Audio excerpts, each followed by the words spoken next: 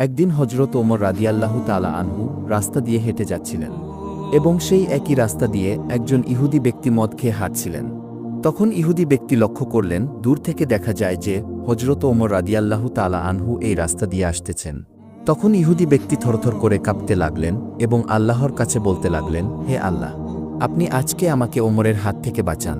ওমর যদি জানতে পারে যে আমার হাতে মদের বোতল রয়েছে, তাহলে নিমিষেই আমাকে শেষ করে দিবে।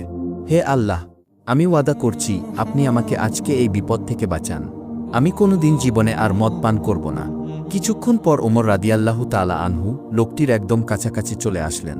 তারপরে ওমর রাদিয়াল্লাহু তাআলা আনহু লোকটির হাতে একটি বোতল দেখে জিজ্ঞেস করলেন, হে ভাই, তোমার হাতের মধ্যে এটা কিসের বোতল? তখন ইহুদি লোকটি জবাব দিল, হে ওমর, আমার হাতের মধ্যে এটা দুধের বোতল রয়েছে। তখন ওমর রাদিয়াল্লাহু তাআলা আনহু ওই লোকটিকে বললেন, তাহলে তুমি তোমার বোতলের মুখটা একটু খুলে ঢেলে দেখাও তো। তখন ওই ইহুদি ব্যক্তি ভয়ে থরথর করে কাঁপতে লাগলেন এবং বোতলের মুখটা খুলে যখন মাটির মধ্যে ওই ভিতরের পানিগুলো ফেলতে লাগলেন, তখন টাটকা দুধ ভিতর থেকে বের হয়ে আসছিল। এবং মক্কাতে আবু জাহেল ও তার সহচরদের ভয়ে নিরীহ সাহাবীরা মক্কা ছেড়ে মদিনায় হিজরত করতে থাকেন এবং কিছু কিছু সাহাবীরা রাতের অন্ধকারে পালিয়ে মদিনায় চলে যায়।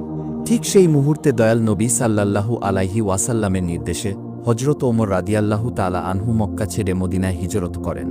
কিন্তু পালিয়ে হিজরত করার পাত্র ওমর রাদিয়াল্লাহু তাআলা আনহু ছিলেন না। তাই তো তিনি যেদিন মক্কা ছেড়ে মদিনায় হিজরত করবেন, সেদিন মক্কায় দাঁড়িয়ে প্রকাশ্যে ঘোষণা দেন, কেউ যদি তার স্ত্রীকে বিধবা করতে চায়, তাহলে আমি ওমরকে বাধা দাও।